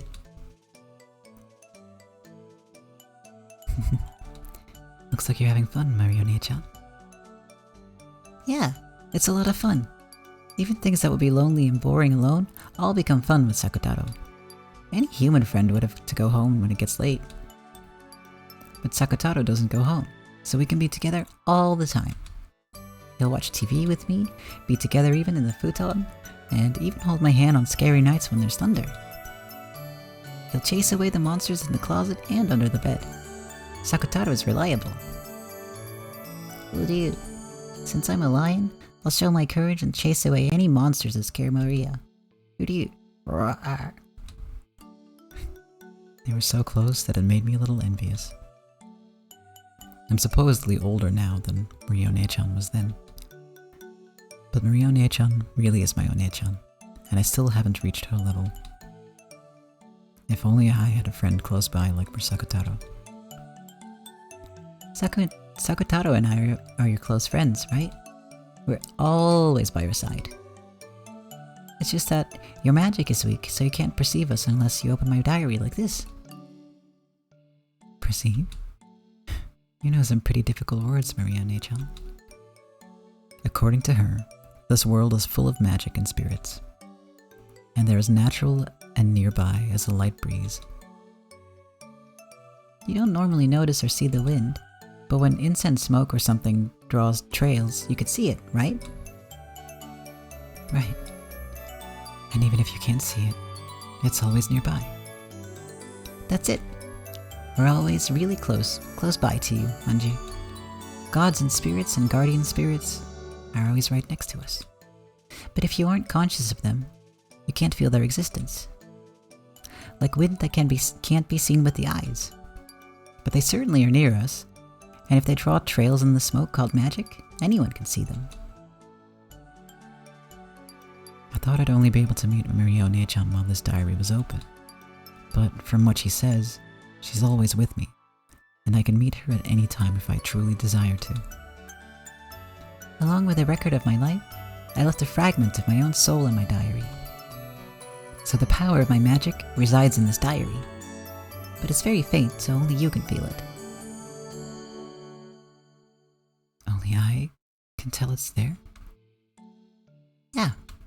After all, the power of a witch resides in you, just like me.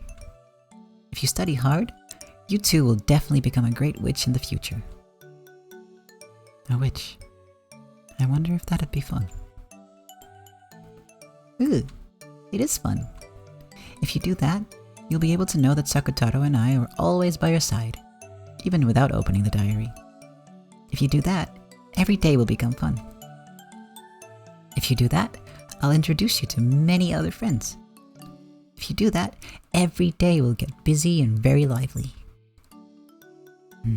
That might be fun. I do have the grimoire you left behind, Marione-chan. I'll try reading it seriously sometime soon.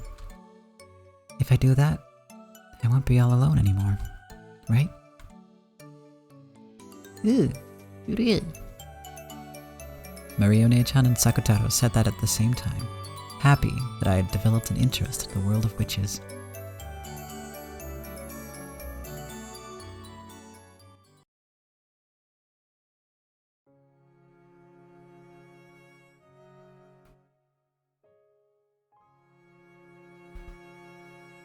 With her knapsack on her back and half of Sakutaro's face peeking out of it, she triumphantly walked through the shopping district late at night.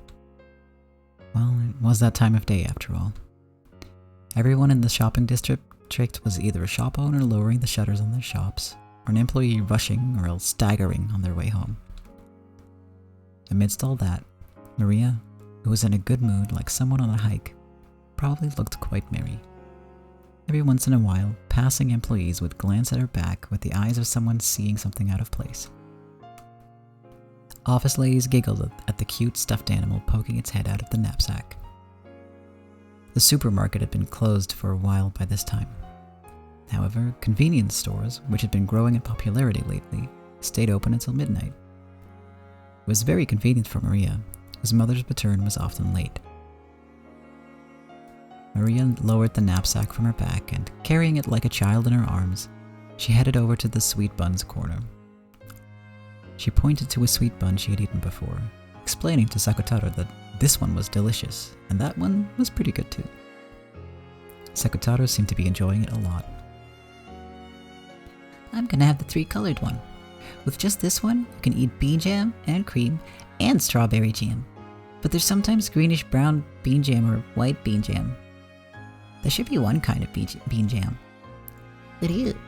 Looks like having different things inside makes them interesting. Ew. Next, I'll have a fruit yogurt. There's fruit in it, but it isn't as sweet, right? Yeah, I'm sure Mama will be fine with it. Do you want one too, Sakutaro? Ew. Is that really okay? What about the money? Ew, no problem. Look, it's Chotoku Taishi? Oh, is it like the person on the bill? So I can buy you whatever you want too, Sakutaro. Let's eat together. Would you like some yogurt too, Sakutaro? When Maria made to grab another one of the same fruit yogurt, Sakutaro bent his head slightly, worried. But I can't eat a big one, so a small one will be fine. Ooh, then how about a small yogurt? It's 30 yen. That's cheap. Ooh, that's good enough for me. Yogurt with Maria. Yogurt with Sakutaro. Ooh. Maria put the 3-colored bread and the 2 yogurts into a shopping basket and brought them to the register. The man running the register had been in charge of the tobacco shop that had been here until last year. I seem to be seeing you a lot at this time of day, little lady. You're a good girl, but maybe you'd better come with your mother if you're going to go shopping at this time in the future, okay?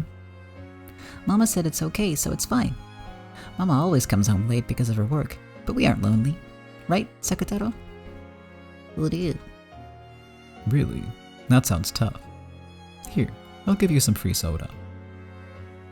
The man working at the store took a can of leftover soda or something from behind the register and packed it into the bag with everything else. Thank you, mister. Ooh. Isn't that great, Sakutaro? Ooh. Since she had been told not to buy soda, she couldn't take it back home. So she decided to drink it on her way back and not bring the empty can back home. With the vinyl bag with the sweet bun in it around her elbow, holding the knapsack with Sakutaro in it with that same arm, and drinking her soda, the two of them walked home. Ooh. Yuzu Kosho's soda isn't really good. You wanna try it too, Sakutaro? Uryu? Uryu. Good. Uryu, you're mean, Maria. Nasty. It sure is. Of course, it's not like she could actually make a stuffed animal drink soda. She just put the can to Sakutaro's mouth and pretended to tilt it. But it was fun for Maria to share the taste of this weird drink that she had gotten for free with Sakutaro. There was a huge moon in the sky.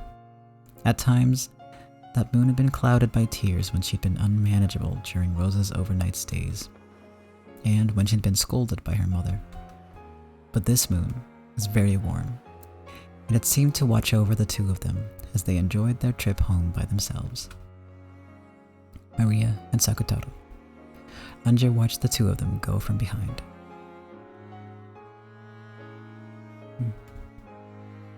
She looked so warm from behind. After looking at the backs of Maria Onee-chan and Sakutaro together, it became very hard to remember all of those long nights when she'd cried because her mother hadn't come home.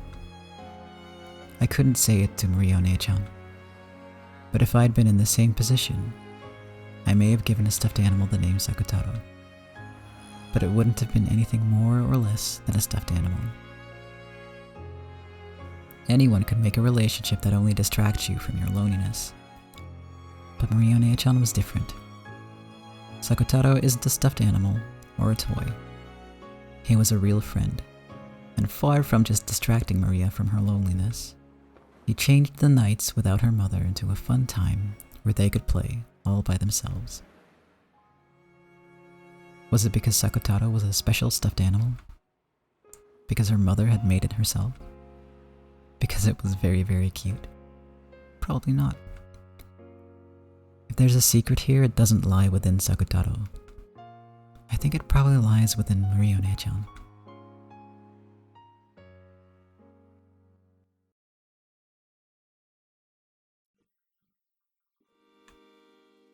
This is the power of magic you were talking about, Maria Onee-chan? Ooh. Knowing magic means you notice a lot of friends right beside you that you didn't notice before. It's as fun as having a bunch of new toy shops pop up all over the neighborhood. If even I, locked up in an academy without a single friend, had power like Maria Onee-chan, I wonder if I could make my days just a bit richer. I wonder if I'll be able to honestly shed tears on nights I feel like crying, to smile on gray nights. Yes, you can. You can do it. After all, you also have what it takes to become a witch. What it takes to become a witch? I have what it takes to become a witch too, so I've still got a lot more studying and training to do. I'll definitely become a wonderful witch, flying in the sky on a broom, drawing rainbows with my cane, making candy fall from the sky. I can definitely do it. Then I'll show you too. It'll definitely be like a scene from a wonderful dream. Maria Onee-chan said that, making an absolute promise with her smile. There's no way I could become a witch. But if Maria Onee-chan says that, it makes me feel that maybe I really can become a witch. Because, in reality, on that desolate night when no flower of a smile could possibly have bloomed, her magic surely gave birth to a smile. I wonder if I can become a witch. You can. You're a bit older, so your soul is bound a bit more by gravity. That might make training tougher than it is for me. But you definitely can. After all, you're already touching a small piece of magic. I am? Magic? Yeah. Come on, look. In a world where I don't exist, you summoned me, and you're talking with me. This is magic? Yeah. You've expanded the fragment of my soul that I left in my diary, and you're reviving me right now. I also said it a short while ago, right? Since you managed to reunite with me and have a conversation. Since you're able to smile every once in a while. You must have some magical talent, Anju. Your Maria Onechan guarantees it. Ooh. Said it a second ago, Onechan. I thought I could only meet you while the diary was open, but you're really nearby all the time, right? If I had more of the power of magic, would I be able to see you? And just like now, would I be able to talk with you, Onechan? At any time? Yeah. We can talk at any time. I'm there by your side to say good morning, and even during class.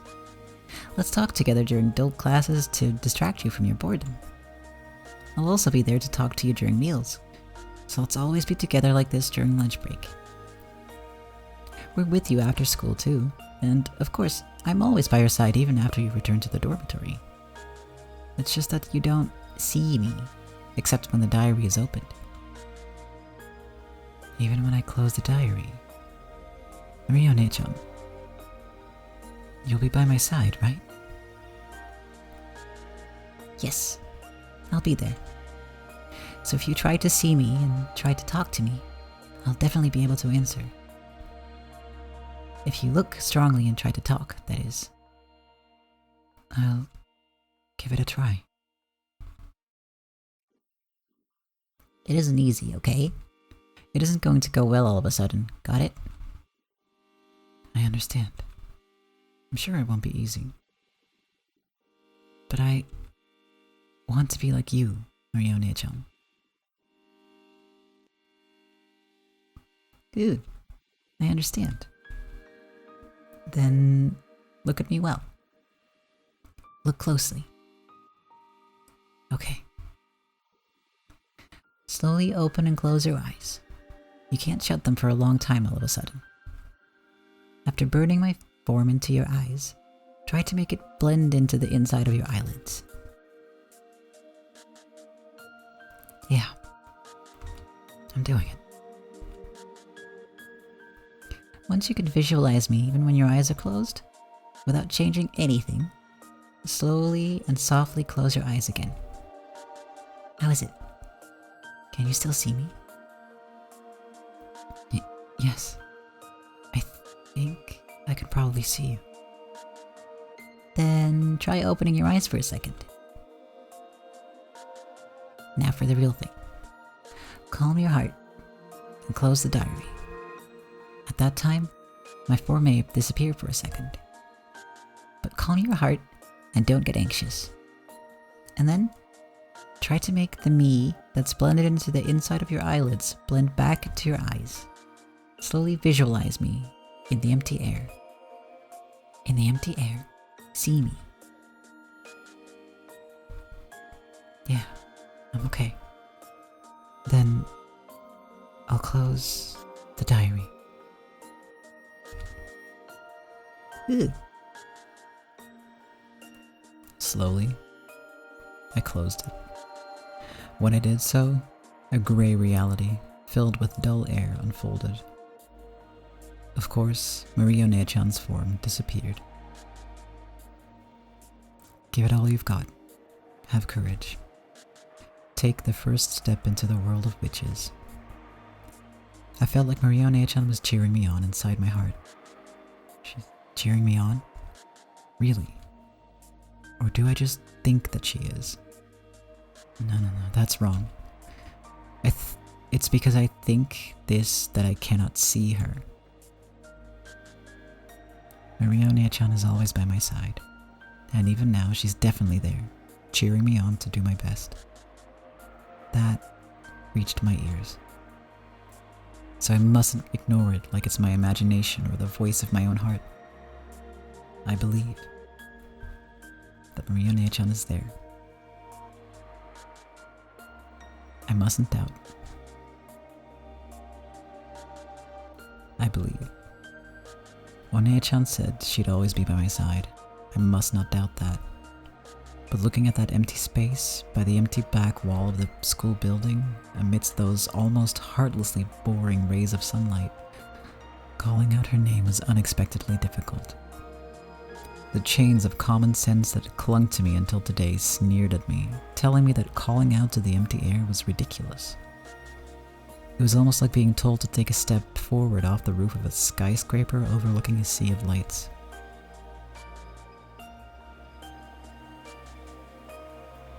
It's Maria-chan saying it. It's alright. She's saying that I'm someone who can do it. Stop thinking that you might fall, or that it'd be foolish to take a step off a roof, and free yourself from those chains of common sense.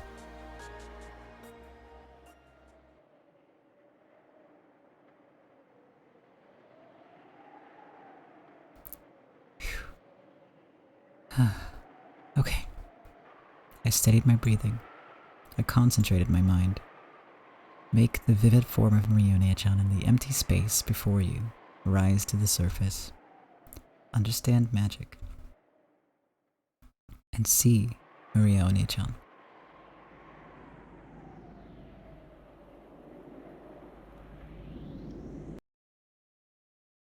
Maria-chan. Huh? Is someone there?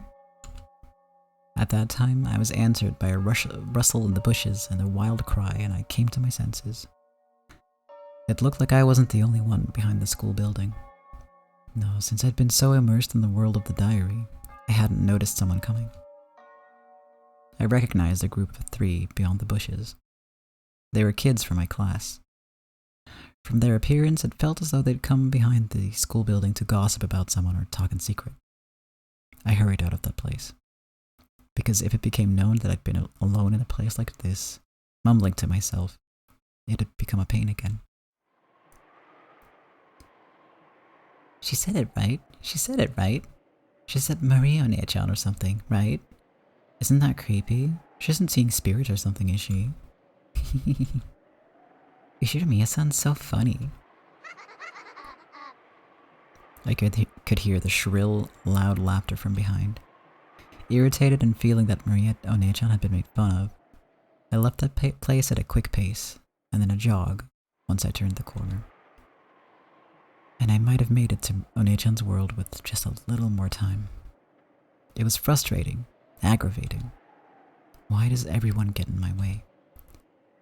I haven't gotten in anyone else's way, not even once. I ran and ran, but still felt as though I could hear their shrill laughter.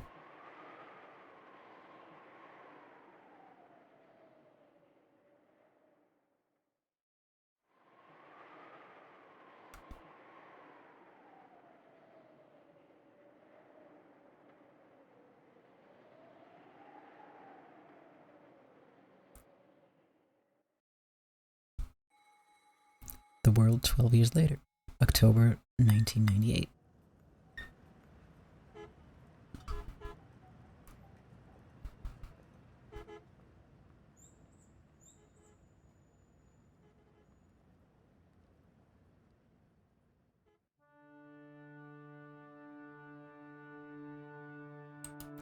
However, we're going to learn who that is, I think, next week. You're already bored. Same. Yeah, we're gonna learn who this is next week because it's late. We've been going for quite a while, and this is a very good stopping point. So, away we go. I'm very glad that, I don't know, made some good pace into episode 4. Very happy about that. And yeah, just I enjoyed this episode a lot. It's one of my favorites. So very, very, very happy that we made it this far. Like, we're all, after this one, we're going to be halfway through the series. How crazy is that? Never expected that to actually happen, so it's good. Gosh. So yes, that'll be next week. I also hope you can catch the next one. But thank you for being here. And yes, after we finish episode 4, we're going to watch the anime together in the Discord. You're all invited. You can find the Discord on my About page on Twitch. Feel free to join. We have fun there. It gets quiet occasionally, but you know, I'll liven it up whenever I can. We're all going to suffer together because the anime sucks and is absolute garbage. But hopefully in like a fun way that we can at least sort of enjoy together in our, you know, torture. Which kind of is fitting for the whole, you know, for the whole series. But yes, that's the plan. It'll take a couple weeks before that happens, of course, because we need to get through 4 first, which I'm not complaining.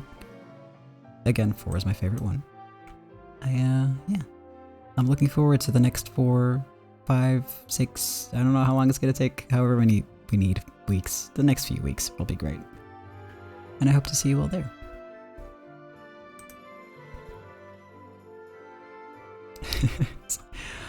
Lulu, if you don't want to, if you're too like shy or you just don't feel like talking, there's the typing channel just for that. So don't let that stop you from commenting and saying stuff. You could just say it in text instead, and that's fine. Either way, you're more than welcome to come and watch. But yes, let's wrap up the stream. Getting distracted by myself. I'm not gonna call you a coward, that would be mean. Alright. This Automod thinks you're bullying me instead of yourself. So I really should just let it mod that because you're bullying yourself. But yes. Let me just quickly, there we go. I had to fix some stuff. Because a new episode means new end screen. There it is.